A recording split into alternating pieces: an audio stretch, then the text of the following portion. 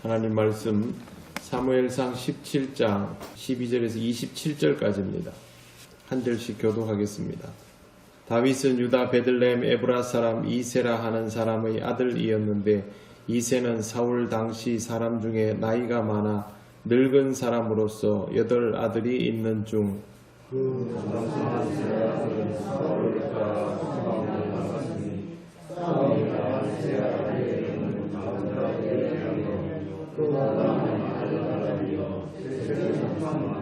다윗은 막내라 장성한 3 사람은 사울을 따랐고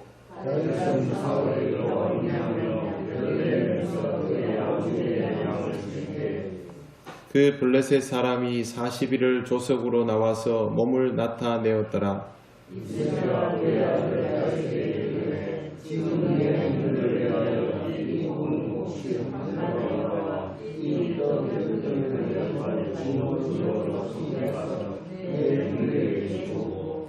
이 치즈 10덩이를 가져다가 그들의 천부장에게 주고 내 형들의 안부를 살피고 증표를 가져오라.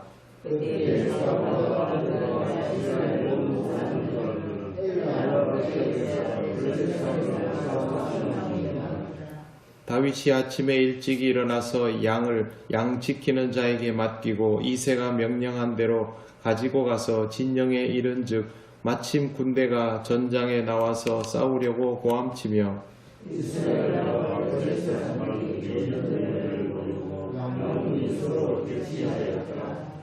다윗이 자기의 짐을 지키는 자의 손에 맡기고 군대로 달려가서 형들에게 문안하고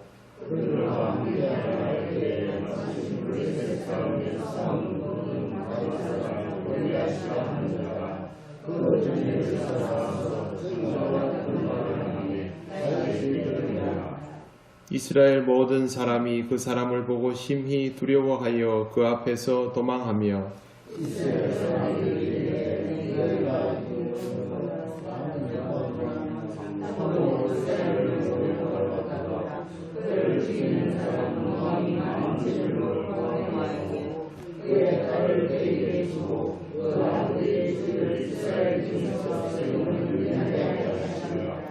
다윗이 곁에 서 있는 사람들에게 말하여 이르되 이 블레셋 사람을 죽여 이스라엘의 치욕을 제거하는 사람에게는 어떠한 대우를 하겠느냐. 이 할례받지 않은 블레셋 사람이 누구이기에 살아계시는 하나님의 군대를 모욕하겠느냐. 백성이 전과 같이 말하여 이르되 그를 죽이는 사람에게는 이러이러하게 하시리라 하니라. 골리앗의 희롱에도 아무 대응을 못하는 이스라엘과 사울왕의 모습은 참 안타까웠습니다. 이런 상황에서 갑자기 이새의 가정에 다윗을 성경은 소개합니다. 8명의 아들이 있었는데 그중 3 아들은 사울을 따라 전쟁터로 나갔습니다. 그들은 장자 엘리압, 차자 아비나답, 셋째 삼마입니다. 장성한 3 사람은 사울을 따르는 군인이 되었고 다윗은 사울에게 다니고 있는 중입니다. 악한 영으로 인하여 번뇌하는 것을 살펴주는 역할을 했다고 우리는 성경에서 읽었습니다. 어린 나이에 전쟁에는 참여하지 않지만 사울을 만나러 다니는 상황이었기 때문에 블레셋 장수 골리앗이 매일같이 나와서 희롱하고 있다는 것을 모르지는 않았을 것입니다. 하지만 직접 경험한 것은 아니죠. 이새는 그날도 평소같이 다윗에게 형들을 위해서 볶은 곡식 1 에바와 떡 10덩이를 가지고 진영으로 속히 가서 형제들에게 주고 치즈 10덩이를 천부장에게 주면서 형들 잘 살펴달라고 그렇게 부탁하라고 합니다. 전쟁터에 내놓은 3형제가 걱정이 되었던 것입니다. 이때 사울과 이스라엘 사람들은 아침이 되면 진열을 정비하고 블레셋과 마주서서 이제 전쟁을 하는 상황입니다. 국지전으로 작은 부분에서 소요가 일어나서 전투가 일어나기도 하지만 실질적으로 큰 전쟁이 벌어지지는 않는, 그렇게 서로 대치하고 있는 중이었습니다. 이 당시 이새의 집은 상당히 부유했던 것으로 보입니다. 다윗 대신 양을 지키는 자도 있었고 다윗과 동행한 짐꾼도 있었음을 보면 그래도 어느 정도 지방에서 유력한 사람이 아니었을까라는 생각을 합니다. 짐 지키는 자에게 짐을 맡기고 군대에 가서 형들에게 문안을 하고 대화를 하는데 그때 마침 블레셋 장수 골리앗이 나와가지고 매일 하듯이 또 이스라엘과 사울을 막 희롱하기 시작합니다. 이 말을 들은 이스라엘 사람들은 다시 두려움을 겪습니다.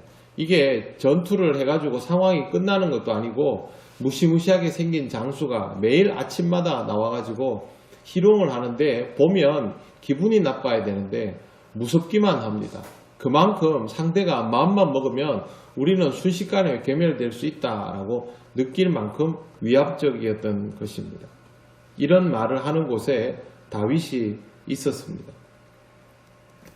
이 상황에서 25절에 보시면 이렇게 되어 있습니다. 너희가 이 올라온 사람을 보았느냐? 참으로 이스라엘을 모욕하러 왔도다.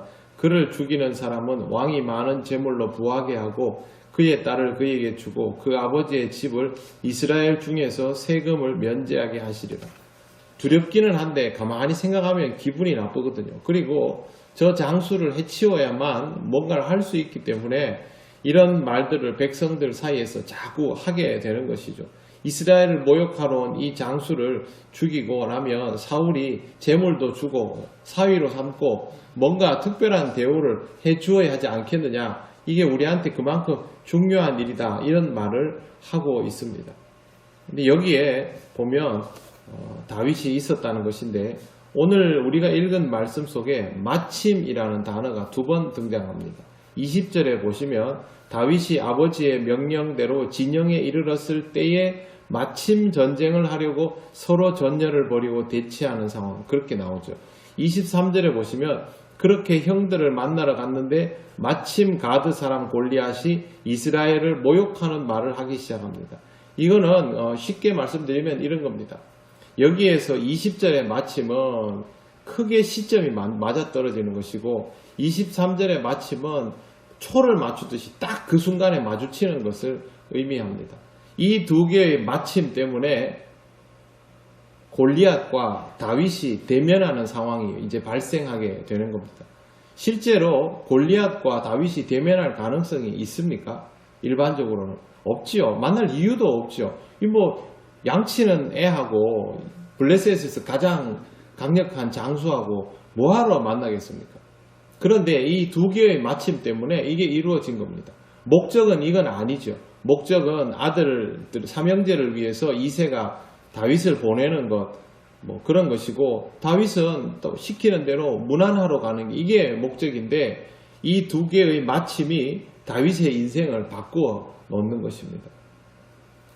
우리의 삶에 이런 마침이라는 순간들이 옵니다. 성경에 여기만 마침이 있는 것이 아니고요. 이 절묘한 순간들이 모든 것을 바꾸어 놓을 수 있습니다. 하나님은 이렇게 마침이라는 단어를 쓸 만큼 우리의 상황들을 필요한 것에 따라서 맞추어 놓으시는 분입니다. 그렇기 때문에 이러한 것들에 대하여 우리가 알아차려 가는 것이 필요합니다. 예전에 제가 한번 말씀을 드렸죠. 우리가 왜 통경교회를 다니고 있나? 우리가 통경교회 다니고 있는 이 순간에 내 옆에 있는 믿음의 형제 자매들은 왜 이런 사람들인가?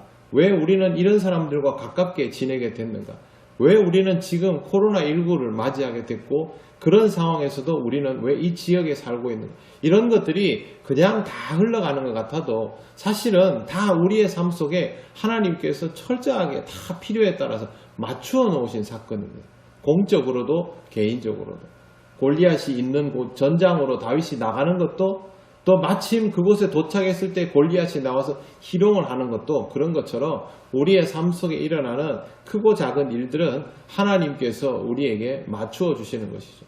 그래서 우리에게 있어서 우연이라는 것은 존재하지 않습니다. 우리가 우연이라고 받아들이는 것들은 사실은 하나님께서 우리에게 맞추어 놓은 필연일 가능성이 높고 적어도 우리 그리스도인은 그것을 필연이라고 받아들여야 합니다. 다윗은 사실 왔다가 골리앗을 보고도 무섭네 다른 사람들처럼 그렇게 하고 가버리면 그만이죠. 26절 한번 보십시오. 다윗이 곁에 있는 사람들에게 말하여 이르되 블레셋 사람을 죽여 이스라엘의 치욕을 제거하는 사람에게 어떠한 대우를 하겠느냐? 이 할례받지 않은 블레셋 사람이 누구이기에 살아계시는 하나님의 군대를 모욕하겠느냐? 입을 놀릴 때가 아니죠. 그리고 다윗은 지금 여기서 뭐 이런저런 말을 떠들 상황도 아닙니다. 왜? 자기는 전쟁에 나와 있는 게 아니기 때문에 그냥 구경만 하고 가면 되는데 다윗은 여기서 말을 하기 시작합니다.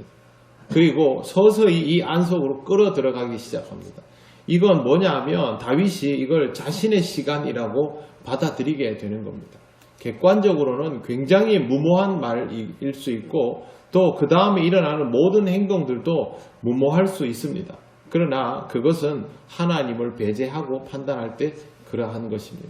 하나님을 배제하지 않고 판단하면 어떤 것도 그렇게 함부로 말할 수 없습니다. 하나님께서 다윗을 위하여 맞추어 놓은 시간, 더 심하게 얘기하면 골리앗도 하나님께서 다윗을 위하여 맞추어 놓은 사람이라고 봐도 무방합니다. 이게 바로 하나님의 역사하시는 방법입니다. 하나님께서 여러분에게 허락하신 마침을 지금까지 겪어 오셨을 겁니다. 앞으로 하나님께서 여러분에게 역사하시는 그 순간 마침이 어떤 때인지를 그때그때 잘 살피실 수 있기를 바랍니다. 그리고 여러분은 매일 기도하고 하루를 시작하고 늘 말씀을 묵상하면서 그러한 것들을 그만큼 더 잘 알아차리고 하나님 앞에 겸손히 행하실 수 있는 그런 삶이 되실 것입니다.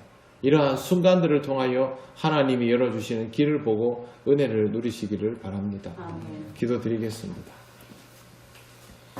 하나님 감사합니다. 하나님 우리에게 허락하여 주시는 절묘한 순간들을 우리는 알지 못하지만 하나님께서 우리를 위하여 이런 순간들을 예비하여 주심을 말씀을 통하여 깨닫고 또 믿음으로 살아갈 수 있기를 원합니다. 성령님 우리를 인도하여 주셔서 우리에게 다가오는 순간들 속에 하나님의 섭리와 역사가 있음을 항상 의식하며 살아가게 하옵소서. 오늘도 하나님 우리를 이끌어 주시고 또 깨우쳐 주시고 은혜 주실 줄 믿사오며 예수님 이름으로 기도드립니다. 아멘.